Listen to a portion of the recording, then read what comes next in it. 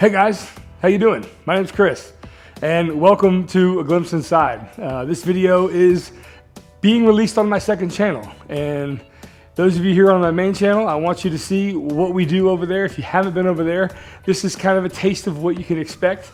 There are some unedited things. There are some mistakes that are made for sure. I leave all the mistakes in. You will be surprised how many I make in each video, or maybe you won't be, because I do leave mistakes in on this channel. But I left some bonehead stuff in this video here. So I hope you enjoy it. I hope you go down below, check out the second channel link, and become a member of that one as well. And yeah, subscribe there too. Thanks again for watching in advance. And here we go.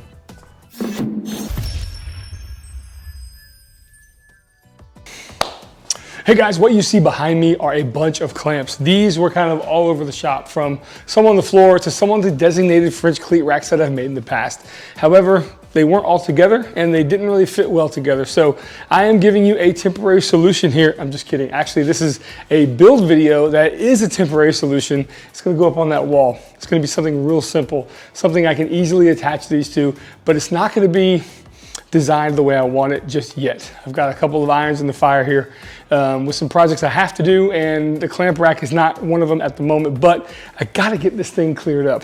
I've got a really special purpose for this table here, and of course that will be on my main channel, but for now, on the second channel, we're gonna put this up on the rack.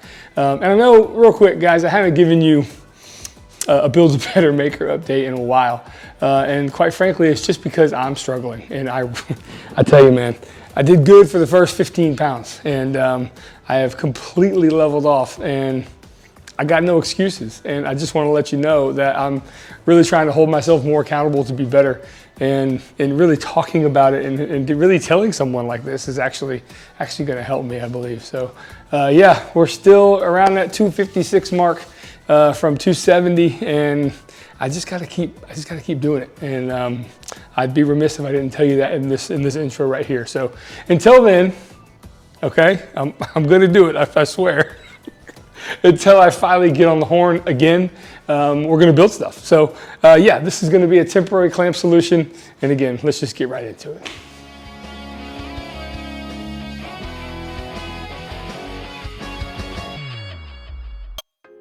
So I'm gonna make these 3 clamp racks out of this one piece of 24 by 36 inch Baltic birch. I've cut down some 5-inch pieces, and then I've cut down some 3-inch pieces. I'm gonna take one of those 3-inch pieces, take it to the crosscut sled, and cut basically, I guess, some squares out. Maybe not quite square, a little bit of a rectangle shape, but I want them to basically make these little frames. Pretty simple construction, glue and brads, all you need. I made 3 of them, as you can tell. Now it's time to rip down a small piece of the offcut that we had. This little strip of birch plywood is going to serve a couple different purposes, and I'll explain why in just a minute. But for now, we're just going to tack it in place with some glue and brads. So essentially, with the 3-inch frame built, we're going to attach it to the 5-inch piece we cut earlier. Glue and brads. Of course, I use screws later, but I made a mistake. Look at this.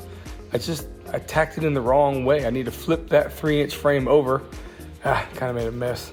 Anyway, hammer the nails back in, reapply some glue. We should be good to go now. Again, like I said, I'm gonna come back and reinforce all of these joints with some screws. And before I do that, I love these countersink screws, but oh, I love this thing too, this bit mag. Every bit you could ever need right there at your fingertips. And I'm using these Power Pro screws, and I love these things. They do great, but for birch plywood on the very ends, there was no chance of them not, fraying the material a little bit. So that's why I'm using that countersink you see before I go ahead and drive these home.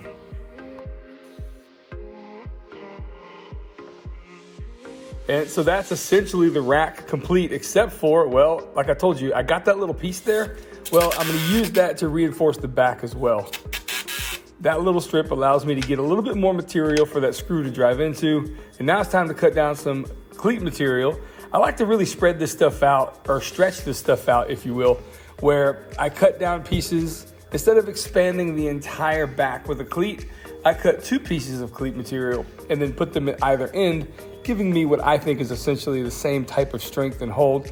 And if it isn't, hey, it seems to work just fine. I've been doing this for a few months now, instead of doing an entire cleat, I do pieces like you see here.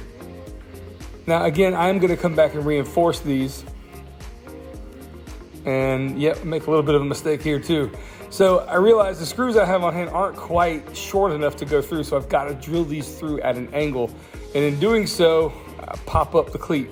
The brads just weren't strong enough.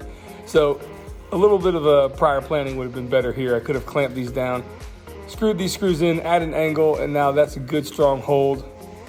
Taking care of some of the burrs or the little imperfections the screws leave as they go in.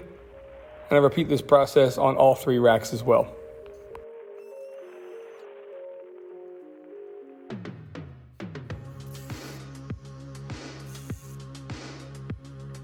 Like I said in the beginning of the video, this was a project that was going to be temporary for me. This probably only took me about an hour to put all this together. And here's how they go up on the wall. And the temporary solution is this. Basically, I just put the clamps in, kind of hold them in place. And that piece that I installed that gives me more support in the back is also going to allow the clamps to grab and hold themselves in place. But something else happened. Well, I'll be a monkey's uncle. I can't believe I just said that, but I will tell you something else.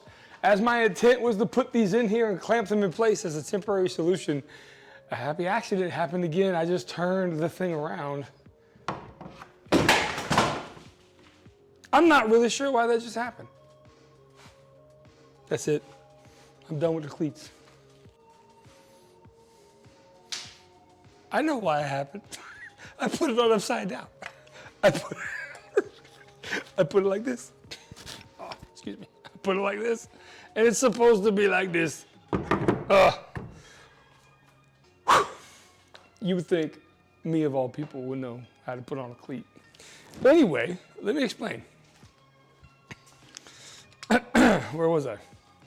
Yes, I was going to put them in like this and then tighten them up. But then I realized if I just put them in backwards,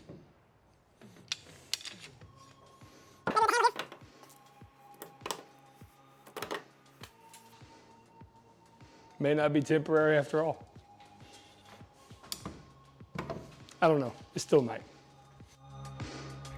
So I love it when things like this happen. Your intent completely gets overshadowed by a better solution. And in this case, putting the clamps down in the opposite way that I had originally intended. And why I didn't think of it in the first place, I'm not sure. But I'm glad it happened. And here is the final setup.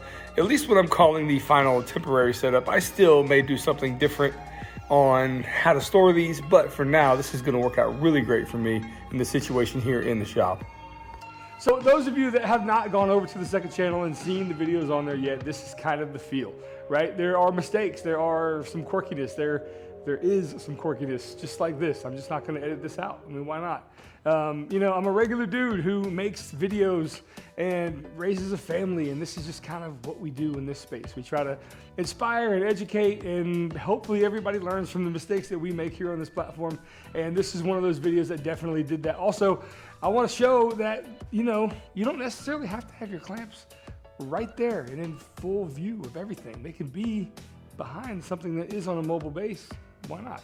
I mean, why not challenge the status quo on things to make it look a little funky, right? I mean, why not? No, the idea here is that this is what it was going to be a temporary solution for me, and it still might be, but oh, darn it. I tell you, man, that design turned out pretty darn good. If you ask me, again, one of those happy accidents, and those are really nice to have around the shop for sure.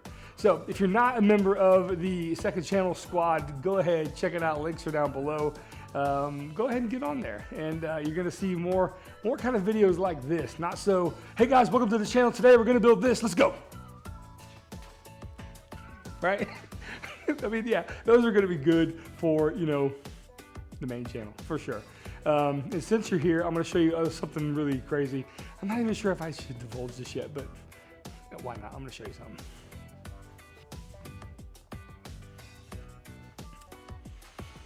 Y'all ever heard of the game called Cornhole? You probably have, right? You may have seen that I'm making these miniature party sets. They're gonna go live here in the next couple weeks, hopefully. Have a lot of interest on Instagram on those too. And I'm just gonna show you, I made a cornhole board out of corn. Look at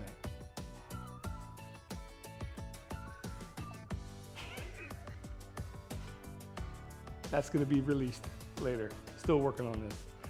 Pretty crazy idea. So thanks for being here, guys. I'm gonna end this right here. Again, if you're not a member of the second channel, get down there, check it out. It's a pretty fun time. And of course, I appreciate each and every one of you here on the main channel as well. You guys are awesome, and hopefully this didn't scare you away. All right, see y'all later. Take care.